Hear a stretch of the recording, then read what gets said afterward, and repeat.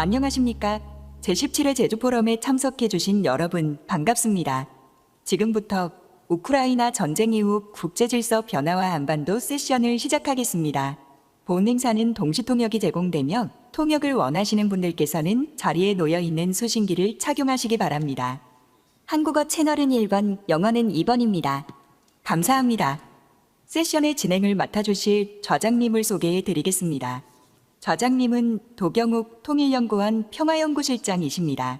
Ladies and gentlemen, welcome to the 17th Jeju Forum. Thank you for joining us today for Changes in the International Order and the Korean Peninsula after the Russia-Ukraine War. Simultaneous interpretation is available for this session. For service in Korean, set your device on channel 1. For English, select channel 2. Now, I would like to hand over the stage to Dr. Do Kyung-ok, who will moderate this session. Everyone, please welcome the moderator. 예, 안녕하세요.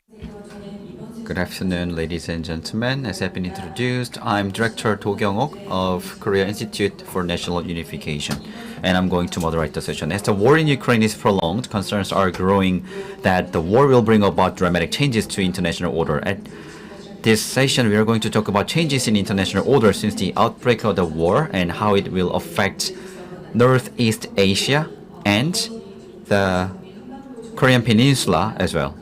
And going forward, we are going to talk about how to respond to situations in Ukraine. We have experts today, and I'm going to briefly introduce speakers and panelists due to time constraints. First speaker is Professor Sungmin Cho of Asia Pacific Center for Security Studies. Professor Cho, are you with us? Currently, he is working and studying at Asia Pacific Center for Security Studies, an academic institution of US DoD. His research areas include US-China rivalry, Chinese domestic politics. And second speaker is Dr. Hyun Sung-soo of Korea Institute for National Unification. And currently, he is studying international politics, Russia's security policies, and Russo-North Korea relations. And we have 4 panel discussants. First discussant is Professor Han Xiandong of China University of Political Science and Law. And his research areas include North Korea, Korean Peninsula issues, East Asia politics, and international relations. Second discussant is Professor Michista Narushige of National Graduate Institute for Policy Studies. And currently, he is Vice President of National Graduate Institute for Policy Studies and working as an advisor to the Ministry of Interior of Japan. And third discussant is Associate Professor Sung-chul Jung of Myongji University. And his research areas include international politics, diplomacy policies, and international relations in East Asia. And last but not least, we have Dr. Taeun Min of Korea Institute for National Unification. And he is currently studying and researching U.S. politics, Korea-U.S. relations, foreign policy, public opinion, and Korea's unification policies. Indeed, we have 8 minutes for the session, which is a bit short. So I'm not able to give each speaker and panelist a lot of time. So I'm going to give 20 minutes to each speaker, and for each panelist, I'm going to give you 6 minutes for your comments. And if you have any questions from the floor, then we will take 1 or 2, and then we are going to receive opinions and answers from the speakers. Then the first presentation will be delivered by Professor Sungmin Cho under the theme of changes in international order and the Korean Peninsula after the Russia-Ukraine war. Please go ahead, Professor Cho. Can you hear my voice well? Yes, I can hear you very well. And also, you can see my screen well, right? Do you see my screen? Yes, it is being shared. Okay. Thank you very much for the invitation, Korea Institute for National Unification. And I'm very glad to see Michi Sensei again online. And I'm very glad to see Han 老师，这是第一次见到您。所以呢，网络上我很高兴认识您。谢谢。And I cannot see the audience from here, but I believe that there are many distinguished guests and scholars from all over the world, since this is an international event. So in the hope of communicating my presentation directly with the guests from foreign countries, I choose to speak in English for this session. Okay. I'll flip the slides. Just let me check the slides if I can move around. Okay. So APCSS, the organization that I belong to, it is an institute of the U.S. Department of Defense. So I have to say this by the law. The views expressed in this presentation are the presenters alone and do not represent the views of the U.S. Department of Defense or the U.S. government. So for this presentation, I aim to answer these three questions. First, how would Russia and Ukraine war change the international order? Question number two, how would the changed order impact the Korean Peninsula? And number three, how should South Korea navigate the changing international order? So to answer this question, my presentation will go through in this order. First, I will speak about the changing world order from various angles based upon traditional IR theory, international relations theory.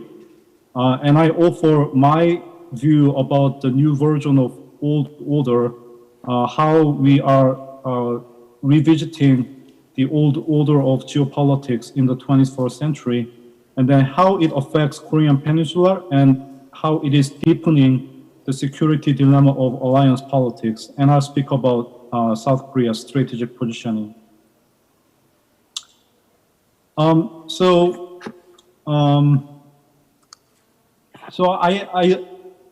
for the analysis, I like to divide the periods since Cold War into three periods: the Cold War era, and then the post-Cold War era, which can be also divided into two timelines.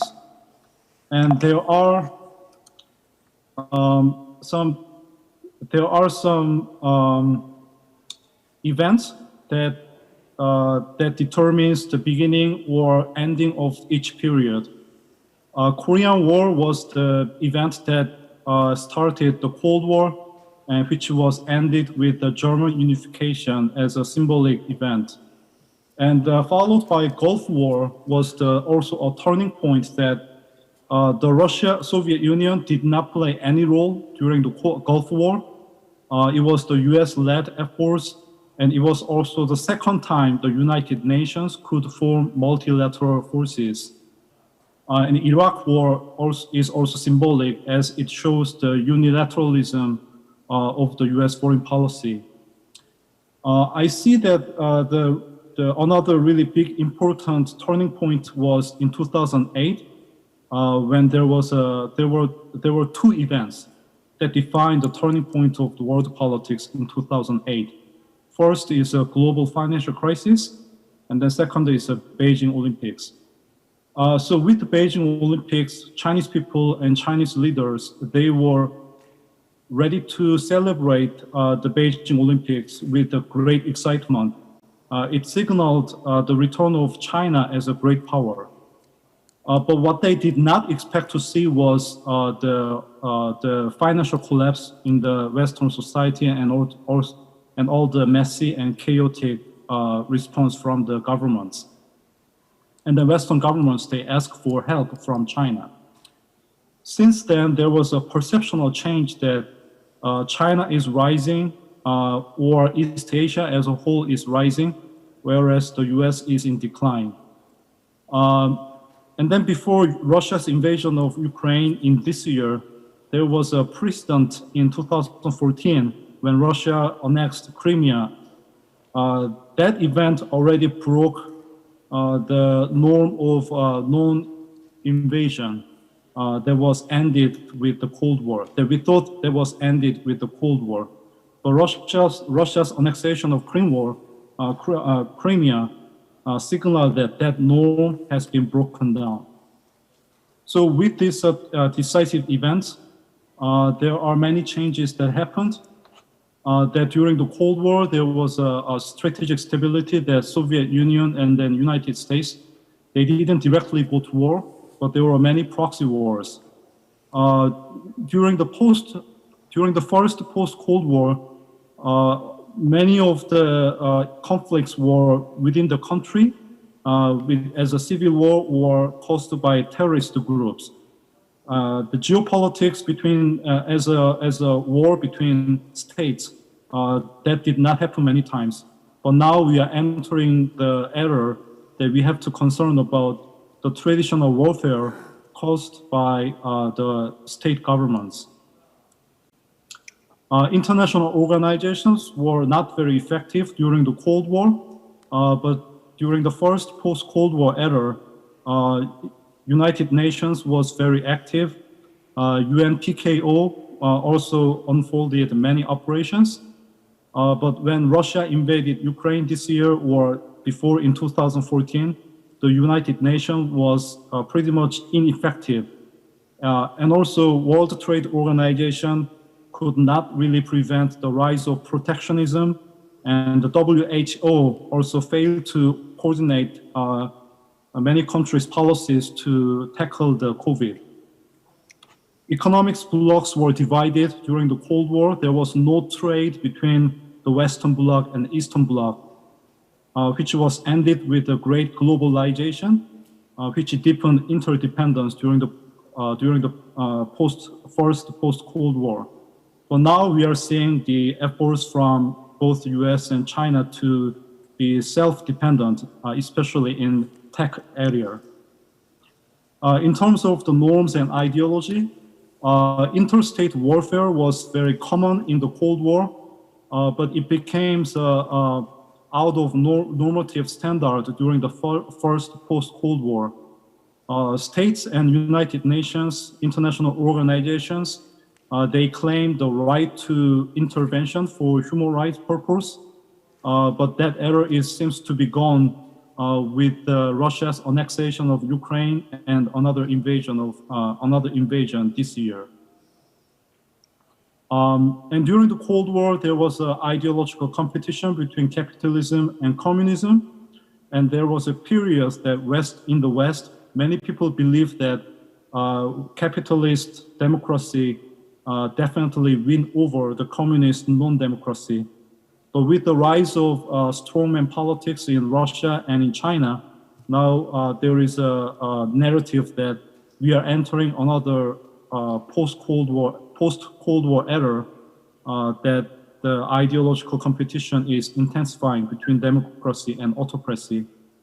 So all to say, there have been these changing trends from first post-Cold War to second post-Cold War era, and then Russia's invasion of Ukraine this year much clearly visualize this trend. So the argument one can make from this chart is that from realist perspective, as marked in red, or from liberalism perspective, colored in blue, or from constructive perspective, colored in green, all changes point that we are entering another Cold War era. So if one can make the maximum argument that we are entering the new Cold War era, then the first evidence is that the emerging two blocks bifurcation between the Western and as one bloc and China, Russia, Iran as another bloc. There is a rise of military confrontations and proxy wars, especially in Indo-Pacific areas. There are 4 hotspots that people are worried that the US and China may go to war. South China Sea, East China Sea, Taiwan Strait, and the Korean Peninsula. So those are receiving the attention as flashpoints where the US and China may conflict. And there is also ideological contest. The counter arguments about this prospect is that still China and the US trade a lot.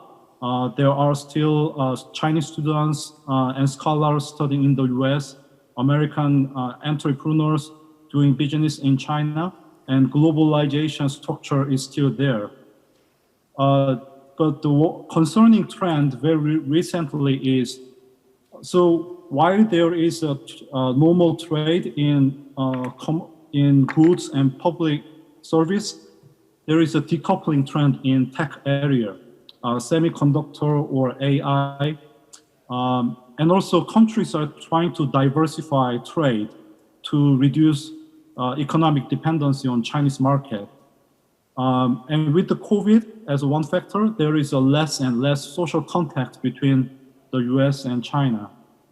So the evidence that denies the argument of Second Cold War is also countered by other evidence. At least one can make the argument that the geopolitics logic is returning. So during the era of American hegemonic stability or globalization era, economic interests drive the politics and diplomacy. US and China had a tension before, but because of the strong economic interest shared between the two countries, Washington and Beijing were still willing to cooperate and compromise. But now the logic of geopolitics comes back, and countries are willing to sacrifice economic interest for the matter of national security. And before there was a non-state actor like an international organization or terrorist groups were the major players during the 1990s or early 2000s. But now the central government is in place to craft the national strategy and the mutual interaction. So at least combining the maximum argument and the minimum argument, we can arrive at the interim conclusion that the current world order is that geopolitics comes back and it is heading to the new Cold War era. So if this is the trend, then how does it affect the Korean Peninsula? Since the bifurcation of the world politics, there will be more pressure from both US to US allies and China to the countries situated in its sphere of influence to follow its lead. China has many tools to pressure South Korea militarily and economically. That's why South Korea was trying to hedge between China and the US because of China's pressure. But after the Russia's invasion of Ukraine war, the trend toward new Cold War era has been accelerating, which means that there will be more pressure from the alliance system for South Korea to work more closely with the US and US allies. But that is not only South Korea's position is not only affected by this world politics trend and then the pressure from the alliance politics.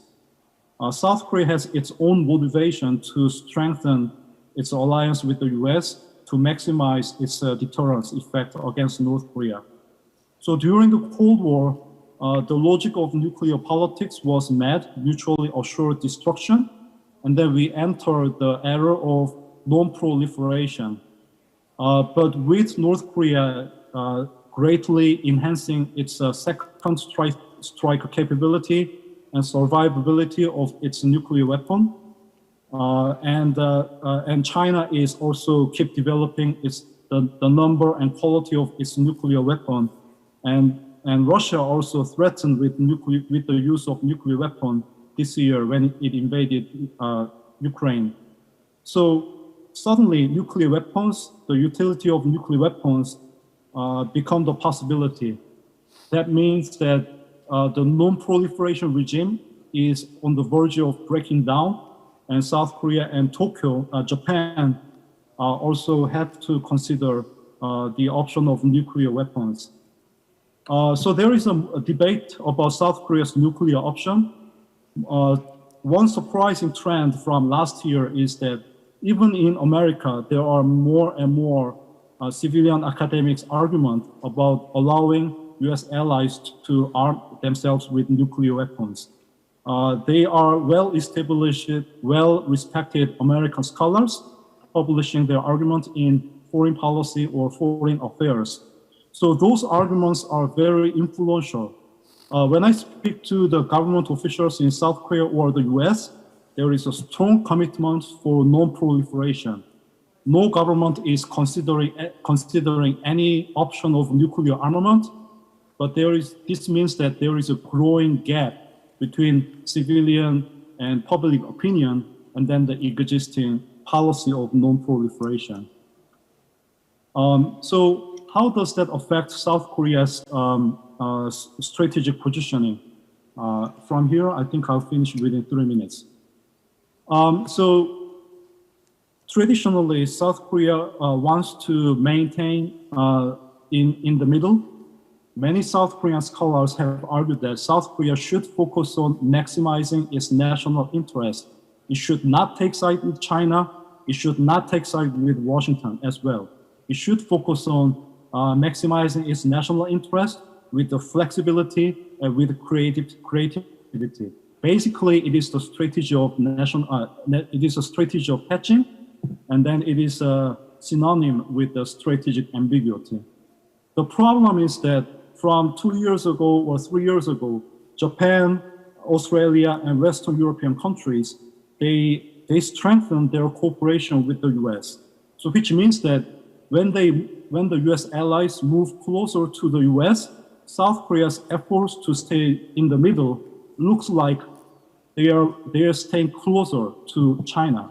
So from the perspective of Washington, Tokyo, and London, South Korea's international image is relatively pro-China. So recognizing that problem, the Yoon Suk-yeol government announced that it is going to pursue the strategy of strategic clarity, making clear that the US, South Korea is willing to strengthen US-South Korea alliance, and then South Korea will pursue South Korea-China relationship between based upon principle and mutual respect. But that does not really sound like a strategy, that the mutual respect or principle are strategic goal. If China does not really respect South Korea's principle, then what will be the strategy? So in the middle, I suggest that the strategy of indirect support, that South Korea makes clear that it is going to support the US-led efforts to maintain liberal international order, but South Korea will do that in an indirect manner. So here is the concept of direct and indirect support. At the policy level, with the example of the most sensitive issue, which is Taiwan, let me explain the concept. So if South Korea supports the US efforts to defend Taiwan, in the military domain, that counts as a direct support. And it is very dangerous. It is the surest way to invite China's retaliation.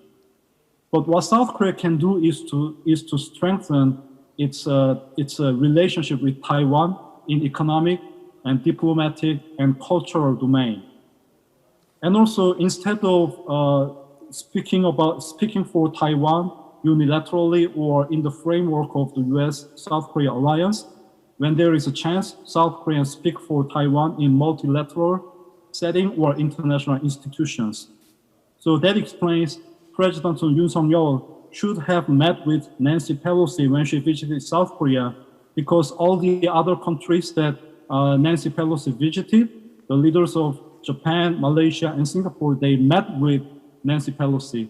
So there was the opportunity that South Korea can express its will to support Taiwan in a multilateral setting, distributing the danger of risk of China's retaliation. So it was, I think it was a mistake that he did not meet with Nancy Pelosi. But supporting Taiwan is not about intervening in the Chinese affairs, or it is to support the US hegemony. It is about supporting the peaceful unification process as much as China wants the unification of Korea to be peaceful. And it is also about to support the liberal international order. So that's the way how South Korea can clearly signal its intent and resolve to stay and to support the US, but also in an indirect manner. So my answer to this question is that, so how would Russia-Ukraine war change the international order? It did not change that much, but it clarifies the existing trend of the return of geopolitics in transit to new Cold War era. And then that will affect the Korean Peninsula by deepening the bifurcation and then deepening the security dilemma of alliance politics. And then South Korea's strategy, I recommend that South Korea getting out of strategic ambiguity, clarifying its intent, but do that in an indirect manner. I'll stop here. Thank you. 예, 조성민 Thank you very much, Professor Cho, for sharing your information. And thank you very much for the summary as well. So I'm not going to summarize what he covered. And we will invite the second presenter. Indeed, we are expecting that the Ukraine war will have an impact on the North Korean nuclear issues. So research fellow Seung-Soo Hyun of the KINU will deliver his presentation under the theme of the North Korean nuclear issue and Russia. As have been introduced, I'm Hyun Seung-Soo from the KINU. I have about 20 minutes, so I'm going to talk about issues regarding the Korean Peninsula and the war in Ukraine and the link between the two. It is my fourth time to come to Jeju Forum and make presentations. And as far as I know and remember, I have had no opportunities to talk about Russian issues at this Jeju Forum session. And at my institute, I also focused on Russian politics and security issues of Russia. And so far, regarding Russian policy's impact on the Korean Peninsula, I have not had any opportunities to talk about it in an official manner. But currently, we are facing a new situation, which is war in Ukraine, and which is expected to have an impact on the Korean Peninsula. The title is the North Korean nuclear issue and Russia. But indeed, in a nutshell, because of the war in Ukraine, indeed, Russia has not made any contributions to solving the North Korean nuclear issues. And basically, regarding the North Korea's nuclear development, Russia is against it. And because Russia is one of nuclear armed states, and under the NPT, development and declaring of nuclear, India and Pakistan are having nuclear weapons, but they are not able to declare that they have nuclear weapons. And the North is one of them, became one of them. And there's no case that was recognized by Russia that such state is a nuclear armed state. But Russia and the North have shared some borders. So indeed, the fate of Putin's administration is at stake when Putin started developing the Far East, including Vladivostok, Khabarovsk, where there are so less population and where there is almost no infrastructure.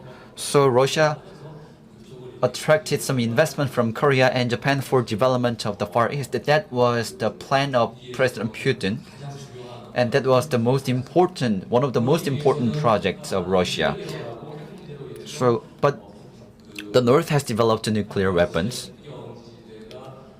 which put the borders between Russia and the North at risk. This is not what President Putin wanted. Basically, Russia, that's why, is against with the development of North Korea's nuclear weapons. But if you look at Russia's policies on the Korean Peninsula, Russia is not necessarily against the development of nuclear weapons of North Korea. This is my personal opinion. And I believe this is because Russia wants to keep the US in check. But the things have totally changed because of the war in Ukraine. But it doesn't mean that Russia's recognition on the North Korea's nuclear weapons is totally changed. Over the last 2 decades, Russia's North Korea policies and perception on the North Korean nuclear weapons have not changed at all.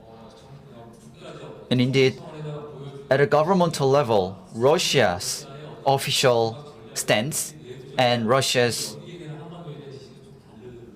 internal perception on the Korean Peninsula are a bit different from one another. Indeed,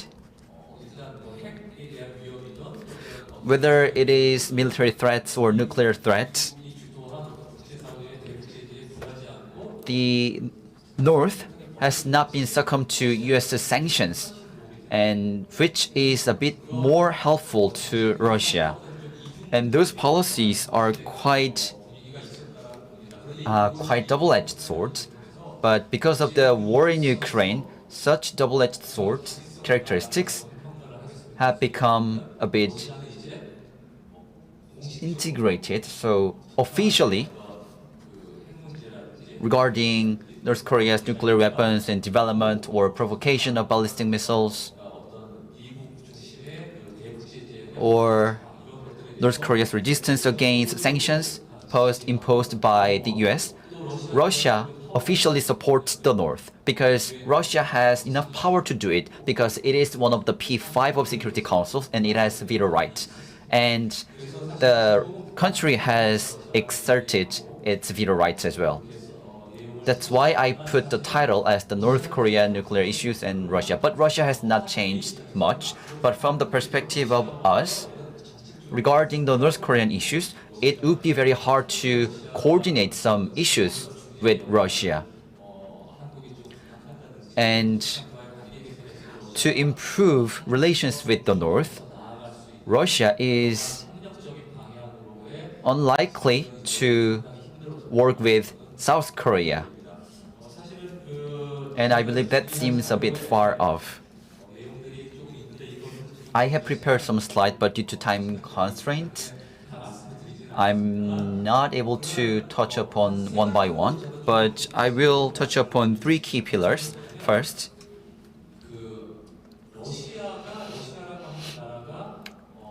the country, Russia, regarding North Korean issues or nuclear development of the inter-Korean relations improvement, has not been indifferent. And Russia has proposed and thought their own ways for the improvement of the inter-Korean relations. Also, as for issues regarding inter-Korean relations, Russia has, at an international level, based on multilateralism, made a lot of proposals.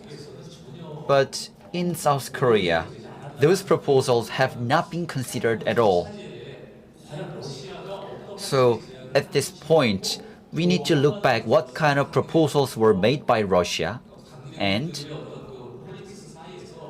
between strong powers politics, we need to have a better understanding of Russia's stance.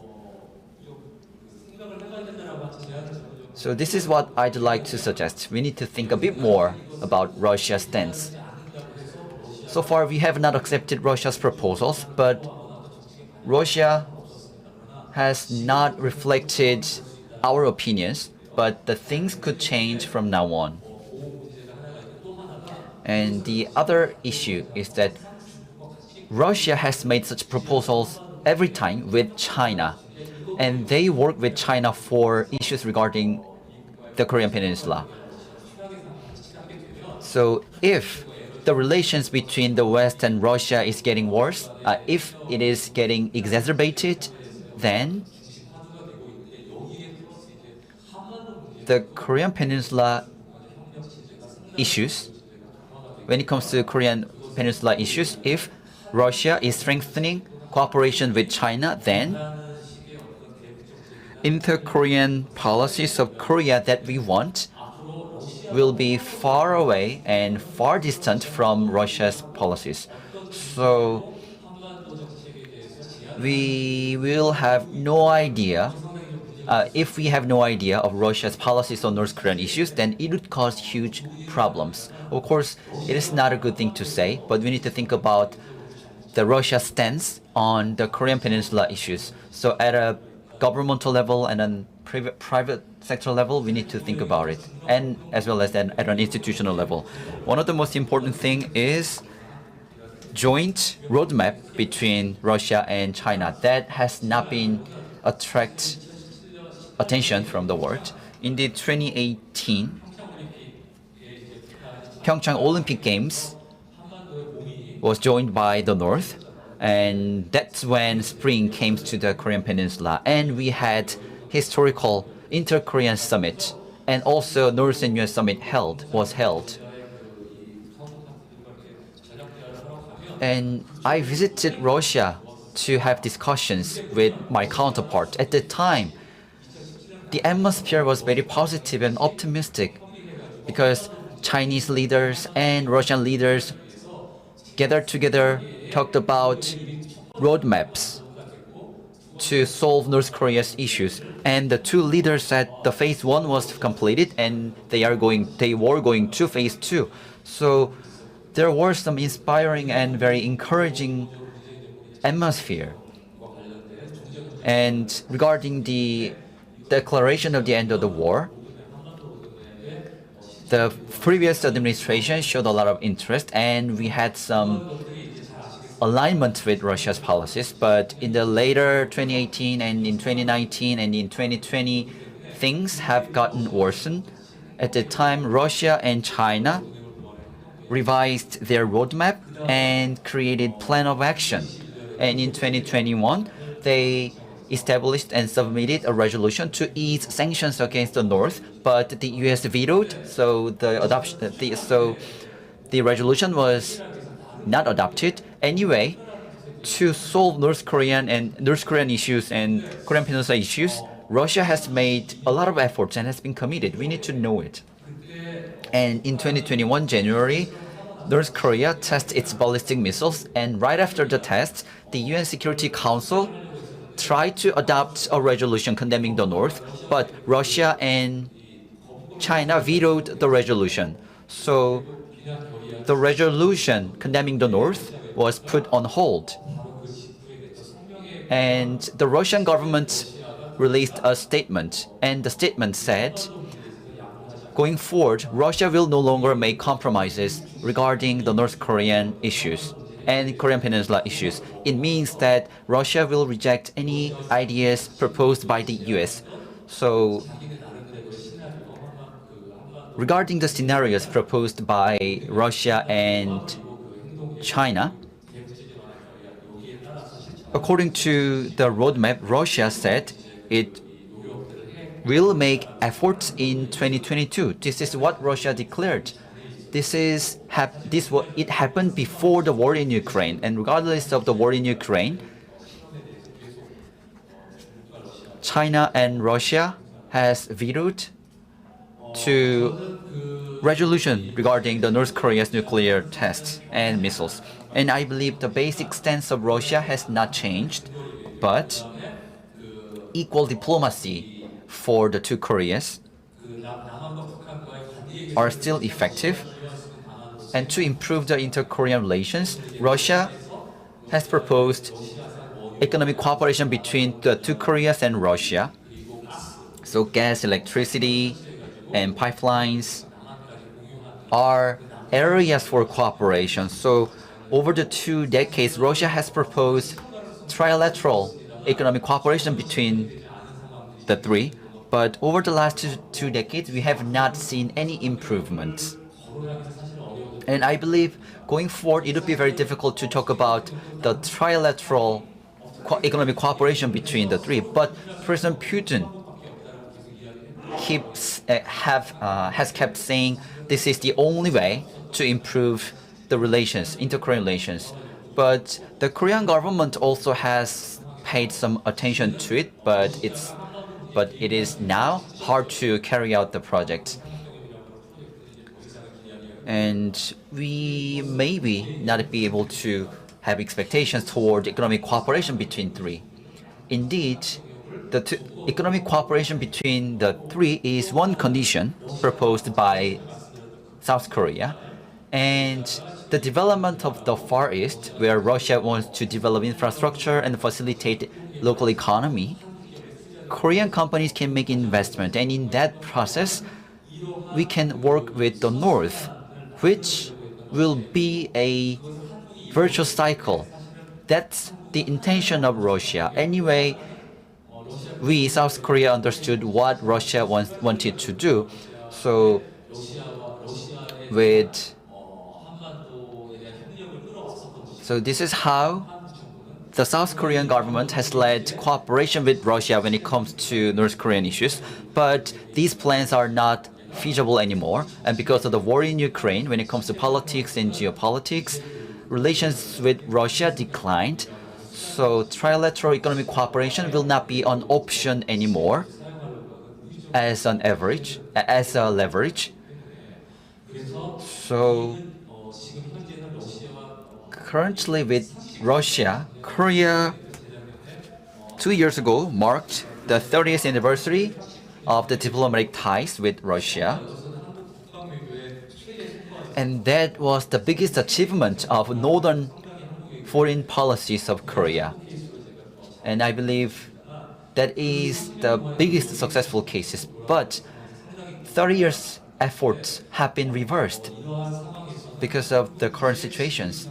And from now on, under the circumstances, so far as the development and economic cooperation between the two Koreas and Russia, these have been our leverages, but now we have no choice but to change our Russia policies. And this is what the current government should think carefully.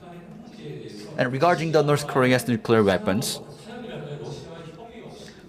how should I say, compromised or without understanding of Russia, we cannot think about improving inter-Korean relations or laying the foundation for unification. Because, so without having understandings of Russia, it would be very difficult. So in conclusion, we need to respect, I'm not saying that we need to respect the Russia's stance, but in the past, before the six-party talks were established, inter-Korean relations, inter-Korean issues, and multilateralism proposed by the South Korean government didn't include Russia. That's why we had many challenges. And Russia thought that failing to join that talks is the biggest mistake. And such mistake is likely to be repeated in the future, and we need to be cautious of it. And because of the war in Ukraine, international politics have changed. So having active dialogues with Russia or getting support from Russia would be seeming far off. So whatever it is, regarding the North Korean issues, we have to have discussions and debates with Russia. And we need to be active. And we should not rule out Russia when it comes to discussions regarding North Korean issues and Korean Peninsula issues. And this is my personal opinion. So as a researcher studying the relations between Russia and the North, this is my opinion. But regarding my opinion, if you have any comments or questions, please ask and give me. Thank you very much. 감사합니다. Thank you for your presentation. So after the war in Ukraine, Russia and North Korea issues were explained in his presentation, and what kind of stance do we need to take against Russia was explained as well. So let us move on to the discussion session. Like I said before, I'll give about 6 minutes for each discussant. Please keep the time. I'd like to give the floor first to Professor Han. The floor is yours. Yeah. I'm Han Jiandong from China University of Law.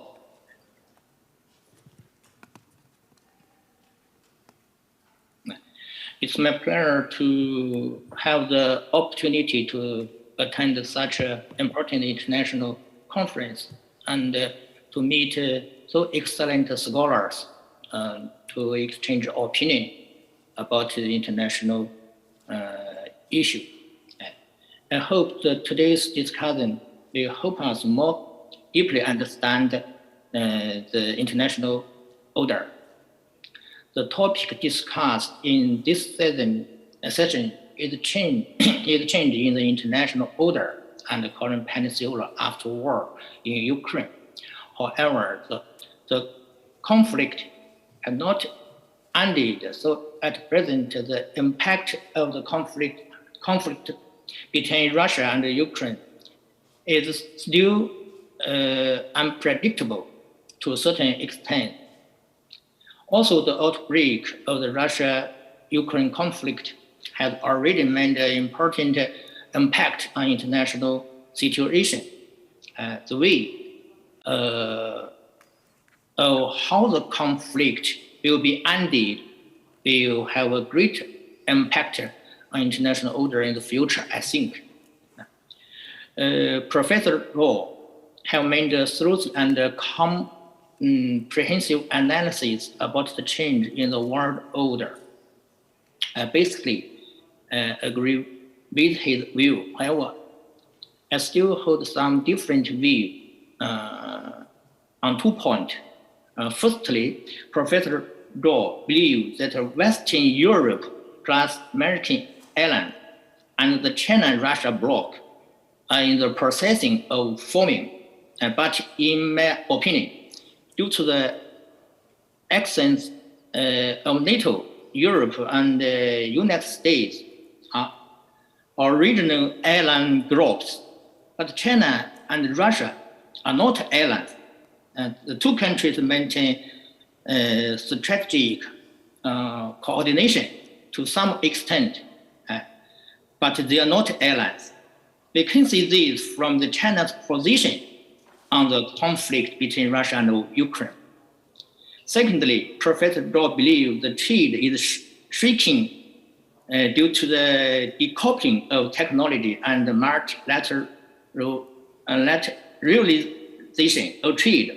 However, despite the trade conflict between China and the United States in 2007, the amount of the Sino-US trade, Sino-Japan trade, and the Sino-Korean trade last year had all reached the highest level in history.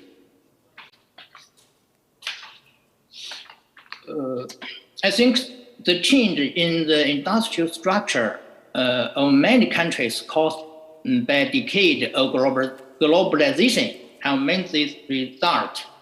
And the industrial structure and the global industrial arrangement can be changed in short time. Therefore, it is still difficult to fully determine what the future international order will be. Today's international order is complex, and politics and economic have different logic. While competing in politics and the security field, in the economic and other areas, the countries have to be cooperate. About the current Peninsula and the ROK exchange, because the speech DPRK nuclear issue and Russia delivered by the Professor Han is related to this issue.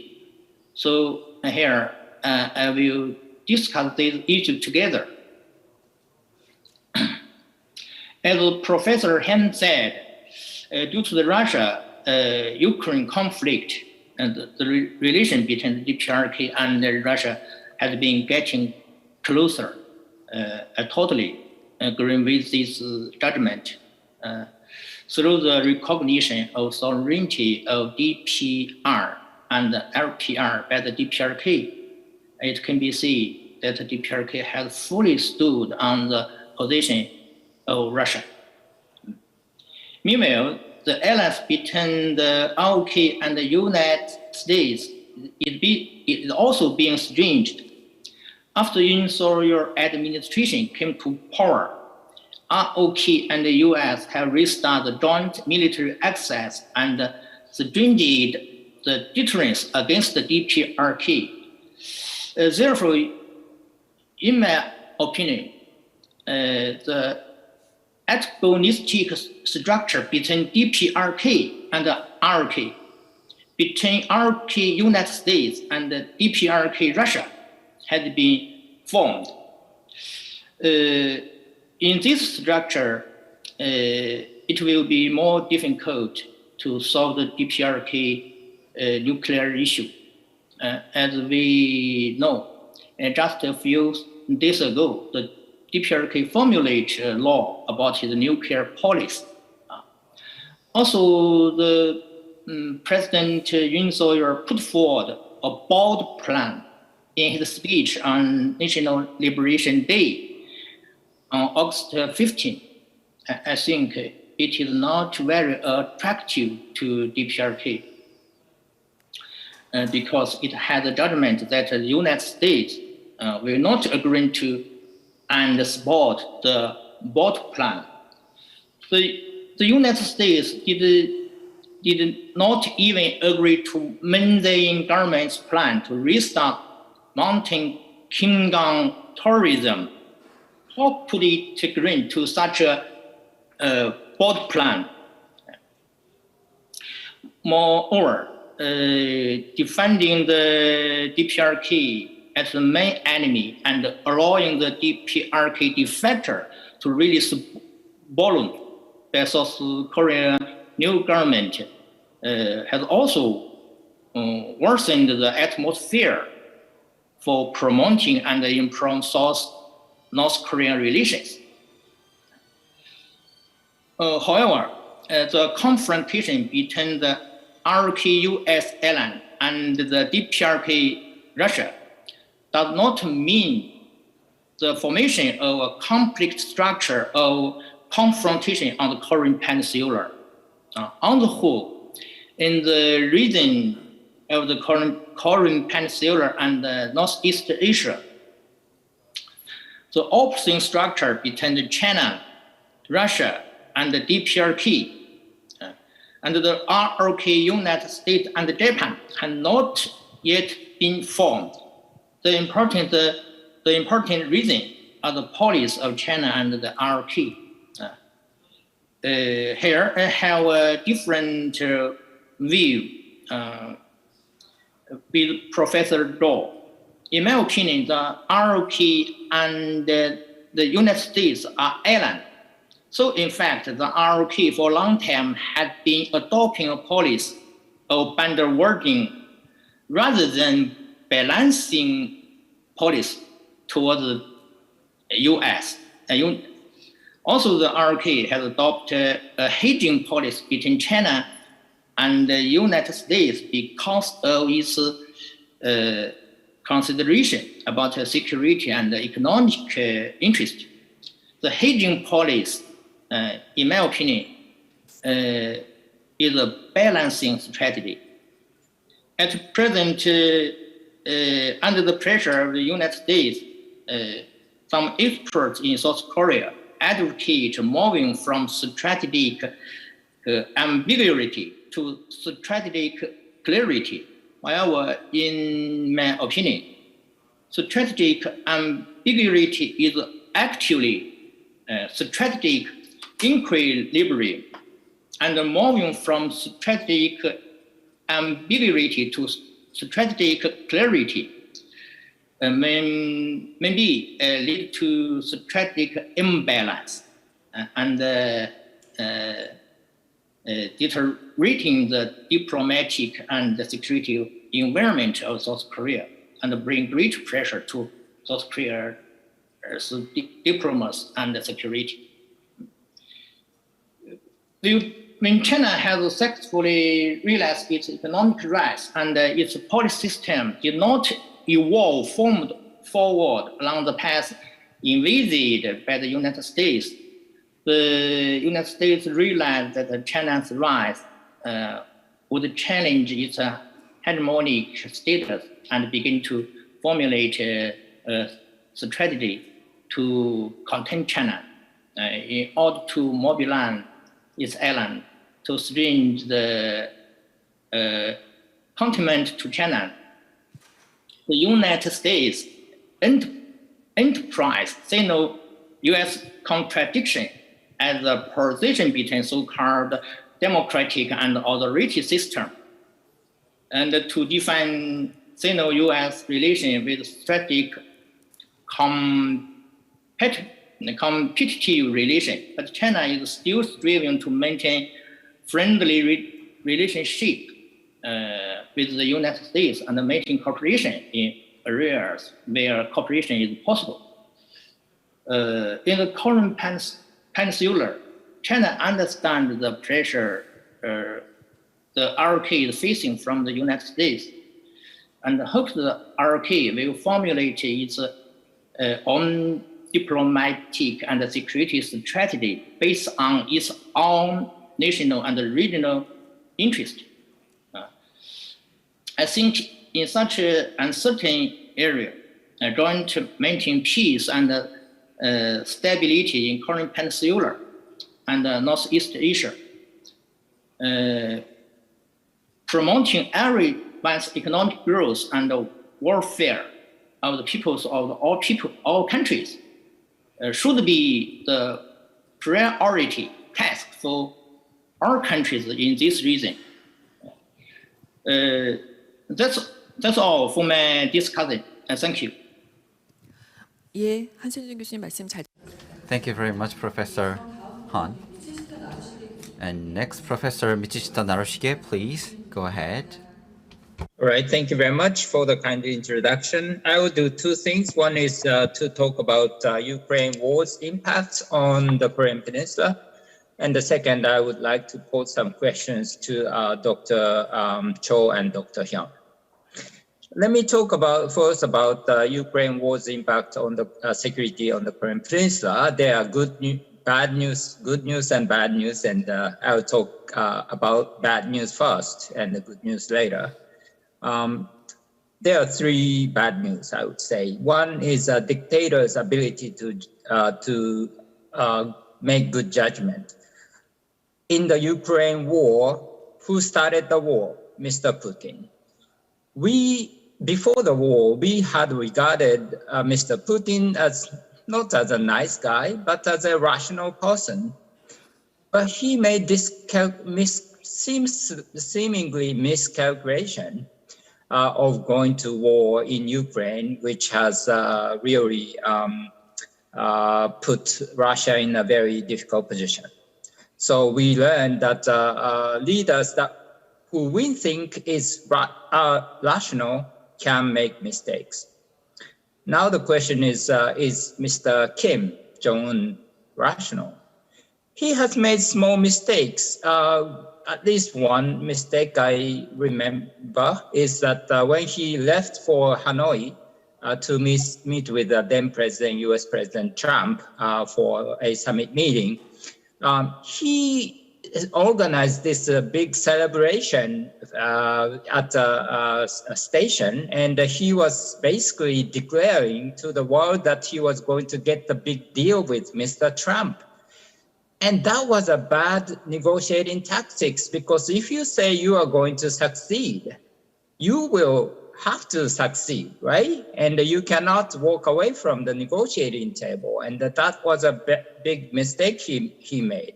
So I was like, what's he doing, you know?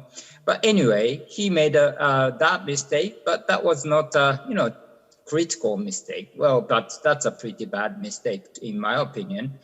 But then he might make a bigger mistake going forward. So we have to watch out and keep paying attention to Mr. Kim's actions and psychology.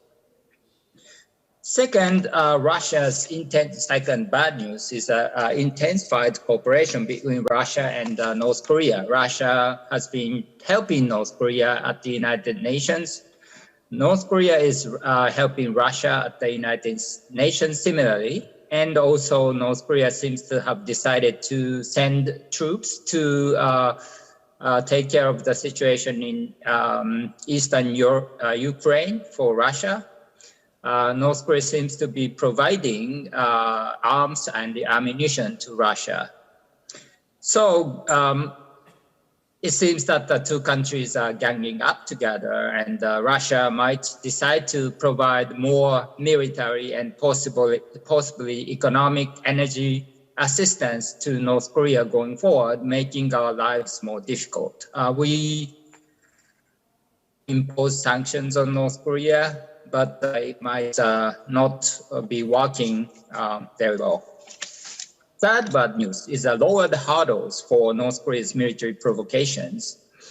As a result of the Ukraine war, the standard of conduct has changed. Now there is a major, very big war taking place in Ukraine. In 2010, North Korea sank South Korea's corvette, Navy corvette, Cheonan, and shelled Yeonpyeon Island in the Yellow Sea. That was a big deal and made the world make a big fuss about those provocations.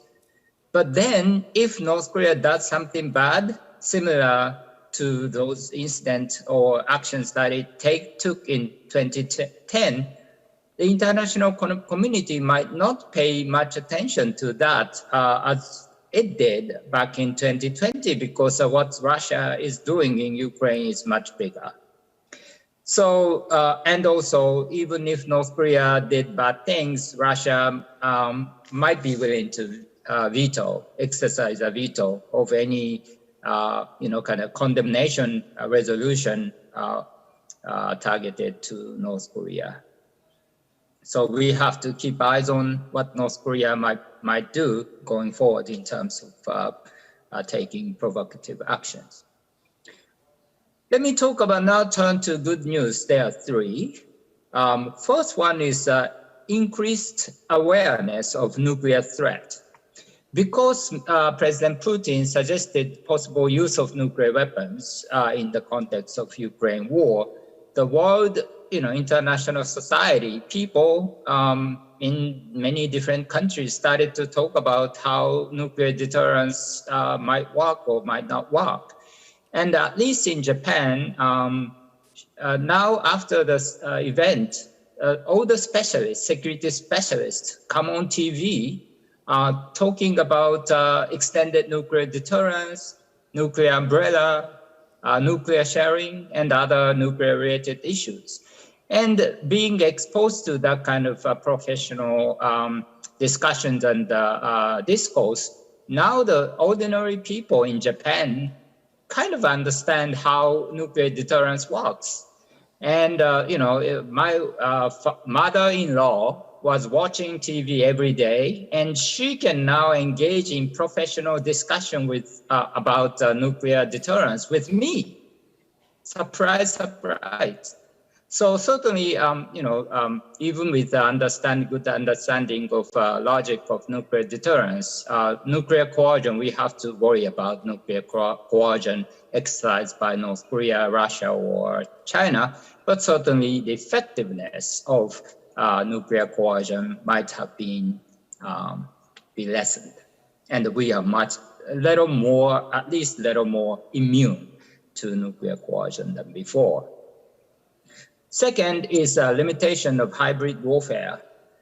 When Russia invaded Crimea and started to meddle with in Eastern Ukraine in 2014, we've been talking about how good Russia has been in using a hybrid warfare, combining conventional and unconventional means of war. Russia in 2017 used NotPetya virus, conducted a virus attack against Ukraine successfully. There was a big damage in Ukraine, big disruption. But what's going on right now in 2022? Ukraine is doing a good job of protecting its systems, and the cybersecurity is very good. And Russia's supposedly, superb ability of exercising hybrid warfare is not working very well. So the lesson is we can learn lessons and we can fix the problems. And it seems at least in Ukraine has fixed the problem in like 5 to 8 years since 2014 and 2017. And so we can say that South Korea, Japan, and other countries can do a good job of doing the same, as Ukraine. Finally, good news for South Korea. So there are two big differences between South Korea and Ukraine. One is while Ukraine is not a US ally, there is no US forces deployed, stationed in Ukraine. South Korea is a US ally, and there are a large number of US troops stationed in South Korea. So deterrence is very robust, and the US commitment is much more clear and entrenched. Another thing is, while Ukraine is having a hard time striking back at Russia, Ukraine doesn't have even today have a long-range strike capabilities. So Ukrainian forces, what they can do basically is to keep defending themselves. South Korea, the situation in South Korea is very different. South Korea possesses 162 F-16 fighter aircraft, 59 F-15 Strike Eagles, 36 F-35 cutting-edge fighter aircraft, with more to be added in the future. When we talk about missile capabilities, we need to talk about North Korea, but South Korea has actually larger number of missile forces. South Korea has deployed more than 1,000 cruise and ballistic missiles targeted at North Korea. The only difference is while North Korea has used nuclear weapons and long-range ballistic missiles, South Korea's ballistic missiles are short-range, and South Korea does not possess nuclear weapons. But if North Korea does bad things to South Korea can strike back. That's a big difference. And so South Korea has both a capability to deter by the means of denial and also deter by means of punishment. I have some questions to Dr. Cho and Dr. Hyun. To Dr. Cho, I would like to ask two questions. One is, what are the three most important factors determining South Korea's attitude toward China and South Korea's attitude toward the United States? Second question, what do you think about the idea of South Korea making a nuclear sharing arrangement with the United States? What are the upside and downside to that idea? I have two questions to Dr. Hyun. One is, if Russia is to provide, as I sort of suggested, military and economic assistance to North Korea going forward, what, how much, and why Russia might do so? The second question would be, what should South Korea and the international community do to encourage Russia to contribute to peace on the Korean Peninsula? You suggested possible revival of six-party talks, but are there any other, maybe one or two important means of bringing Russia back in? Thank you very much. 예, 교수님 감사합니다. Thank you so much for your comment. I'd like to give the floor to Professor Chung Den. Good afternoon. My name is Chung Sung-chul from Myeongjin University. It's my great pleasure to be part of this prestigious event. Since we don't have much time, I'll be as concise as possible for my comments.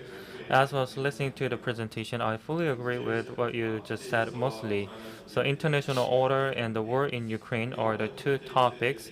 And actually, when we think about when we started to take an interest in the international order, before the war in Ukraine, the election of Trump in 2013 started to talk much about international order, and ever since 2013, the competition between democracy and autocracy, decoupling and deglobalization have been happened. So what would be the meaning of the war in Ukraine? In this context, I fully agreed with what Professor Cho said, because the changes accelerated what has been happened already. One thing clear is that kind of competition is becoming more evident, and now some people even use the term the new Cold War, and there has been very much controversies whether it is proper to call it or not. Return to Cold War, and or entering into a new order are the two ideas, but that is too. I don't I don't agree with those two ideas, and I think I'd like to say about three things. The time of today, 2022, we have so different environment, and triangle relationship is something I want to talk as well. First, the imbalance of the region. In case of the Cold War, Berlin War and Korean War were the two pillars that kind of perpetuated the Cold War regime. But in today's world, the hotspot is Ukraine and South China Sea and Taiwan. In this sense, the current issues around the Korean Peninsula and Northeast Asia, there are some different characteristics in each region which are different to one another. I don't think that there is a confrontation from one bloc against another on a global level. There are multiple smaller kind of bloc level conflict in multiple regions. So I believe that the confrontation and conflict are evident in today, but that is not as large as those in the Cold War era. So, for example, the conflict in the South China Sea or Taiwan, there is a rivalry between China and U.S., but making another hotspot would be burdensome to both countries. In this sense, Korea need to clearly see what kind of cooperation would be necessary to resolve the North Korean issues standing between U.S. and China. Next point is about triangular relationship. Especially Korea has two triangular relationships which are in a rivalry to each other. Like Professor Hyun said, Russia and DPRK are getting closer and closer, and I do agree with your interpretation. For example, one triangle, Russia, China, and North Korea, I'm not sure whether alliance between them are as strong as those in the past Cold War time, because during the Cold War period, the relationship between China and Russia got fought apart because of the ideological differences, and North Korea tried to find its own way for survival. But the issue in today's situation is the close relationship between Russia and China, and DPRK is kind of trying to be a part of it. So when compared this relationship or triangular relationship to the past Cold War, actually North Korea cannot get much benefit unlike the past. In case of Korea, we need to also think about the role of Korea in the context of Korea-US alliances. The role of the Korea could be multiple, for example, partner for the security alliances, but now Korea has emerged as a tech alliance to the neighboring country or even to US, and we are even required by those countries. In this sense, what role Korea needs to play? And that will have some impact on the international order, but it has not been much clarified yet. If you see the recent move of the Korean government in this changing international order, Korea, instead of just being told what to do, Korea needs to be more actively engaging in to play its own role in a distinctive manner. From that perspective,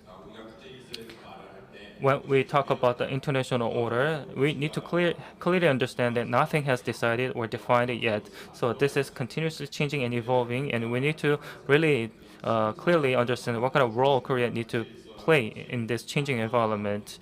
The order is being formed, so many things haven't decided, so we have to decide by the hands of ours. This concludes my comments. Thank you. 교수님 감사합니다. Thank you very much, Professor Chung. And researcher Min, please go ahead. Good afternoon. I'm Taeun Min of KINU. Due to the time constraint, I'm going to be very brief.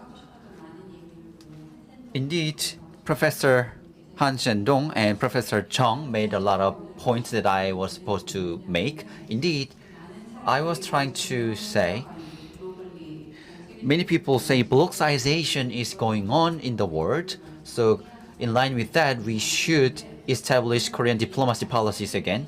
But blockization has become visible, but we need to think about a bit more whether such blockization is substantive or not. Indeed, because of geopolitical and geological location, just like Japan and Australia and the US, Korea is having a hard time making own decisions. So depending on the assessment of blockization, policies and their directions would change. So we need to think about whether the blockization has become really visible. And I believe Professor Jung made a lot of good points. So indeed, I was supposed to talk about cases saying blockization is not yet completed and I was supposed to talk about cases in Europe and conflict cases. And indeed, India Pacific area, the US wants to create a bloc. But if you look at whether the US is doing well or not, even India is failing to narrow the distance with the United States. And historically, if you look at the war in Ukraine, many countries choose the US and China carrying out their diplomatic policies. So I don't think we have carried out diplomatic policies strictly following the US. And regarding the war in Ukraine, if you look at some responses from ASEAN and ASEAN countries, and it's hard to say Asian countries are on the same side of the United States. And we are also saying Russia, the North, China are creating a bloc. And we need to think about whether they are close to one another. As far as I understand, China and Russia made a joint declaration, but indeed between China and Russia, they have historical issues and territorial issues. And indeed, Russia is one of the largest markets. But the European market is also the biggest one to China, so China cannot abandon Russia and choose the European market. So we need to see what remains to be done. And why, if you ask why we should think about it, as Professor Cho mentioned, that if blocks are created, then we need to do hedging, so that we need to be balanced when it comes to diplomacy. That would be reasonable. But boundaries of blocks are blurred, and it displays that major countries in the world are making their moves depending on practicalism. So the boundaries of blocks are not clear. So if so, we should not focus only one area. We should make policies more various and multilateral. As Dr. Hyun said, there might be some issues if we focus too much on one country's policy. And to solve North Korean issues, we cannot rule out China and Russia to solve North Korean issues. So we have issues to solve. In that regard, focusing on blockization diplomacy should be avoided. And what I want to add is that recently, the Korean diplomacy shows a balanced diplomacy, becoming a bit distant from the United States. And I believe this is not just a response of Korean diplomacy, but I believe the distance between the US and Korea depends on the ideology characteristics of the Korean government, whether it is conservative or liberalism, conservative or progressive. So we need to think about whether it is a right decision or right choice, or whether it is based on some ideology characteristics of the government.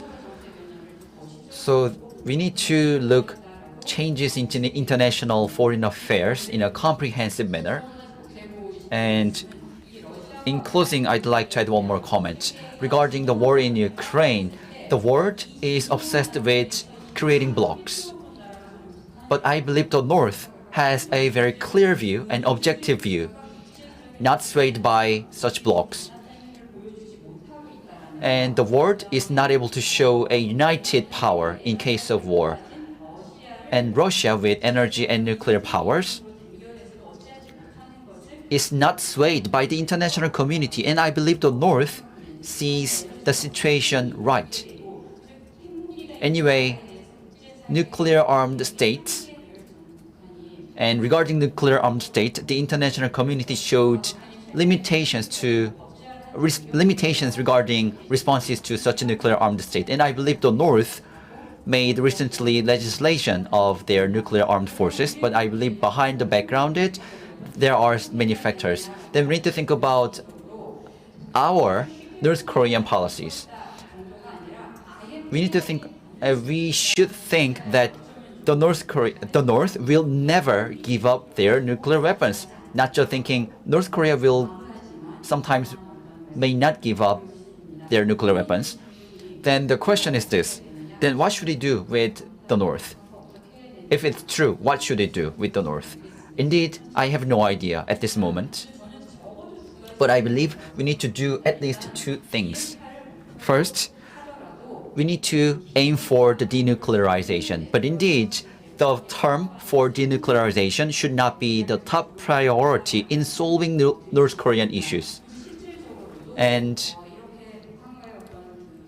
in practice, our ultimate goal should be the denuclearization, but in the process for the denuclearization, regarding security on the Korean Peninsula, whether it be energy issues or disarmament, we need to have concrete issues that could be realized between the two Koreas. And sometimes we need to think out of the box, and we need to be creative so that we can come up with new agendas.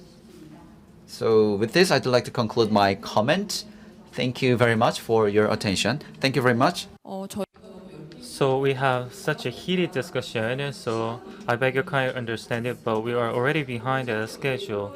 So we invited so many distinguished guests to this venue, and I beg your kind understanding for not giving enough time for Q&A. Actually, we're behind the schedule, but at least I want to give just 1 minute to each presenter so they can respond to the questions and comments raised. Mr. Joe first. Yes, there were many great questions and comments that I agree most of all, and I also disagree. But given the time constraint, I'd like to pick one question from Michishita Narushige about nuclear sharing, because I think that's one event that can come out of Korean Peninsula that will have a global impact. So North Korea is close to completing its second strike capability. It can reach the US continent. It can penetrate the US defense missile system pretty soon. So there is that prospect. So under the assumption that North Korea achieved second strike capability, South Korea and Japan should think about how to counter that. And sanctions is not an answer. So from 2006, after North Korea conducted its first nuclear weapon, there have been 9 UN Security Council resolutions and sanctions. It didn't work. North Korea has a resolve to pushing through and advancing its nuclear capabilities. That's why there is a more and more debate about nuclear option of South Korea. And there are 3 options for South Korea to go nuclear. First, independent development of nuclear weapon. Second, reintroduction of US tactical nuclear weapon. Third, NATO-type nuclear sharing. And Michishita-san asked a question about the third option.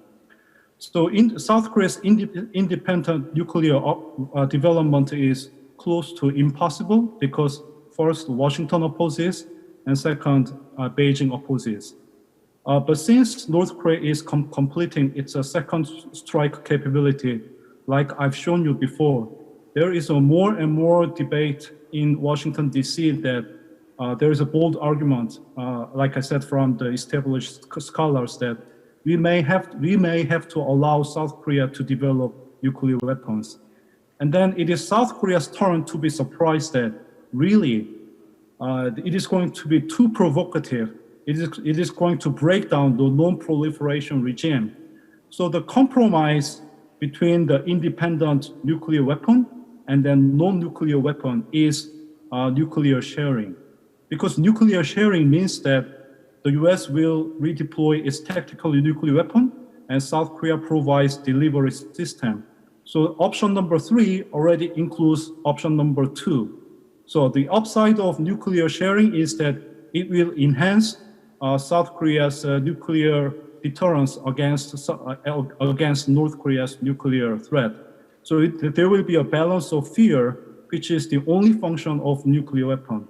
The downside is that it will greatly weaken the non-proliferation regime. So for this option, there will be opposition within the U.S. government, but there will be the debating point within the U.S. government. Before it was unthinkable, but with North Korea's completing second strike capability, now it is in the area of thinkable. I'll stop here. Thank you very much. 예, 감사합니다. Thank you very much. Dr. Hyun, please go ahead. And Professor Michista Narushige asked 2 questions. First one is about its likelihood of Russia providing economic support to the North, but I'm not sure. But when it comes to economy, it's hard to support the North because when it comes to economy, Russia is facing more difficulties and challenges than the North. And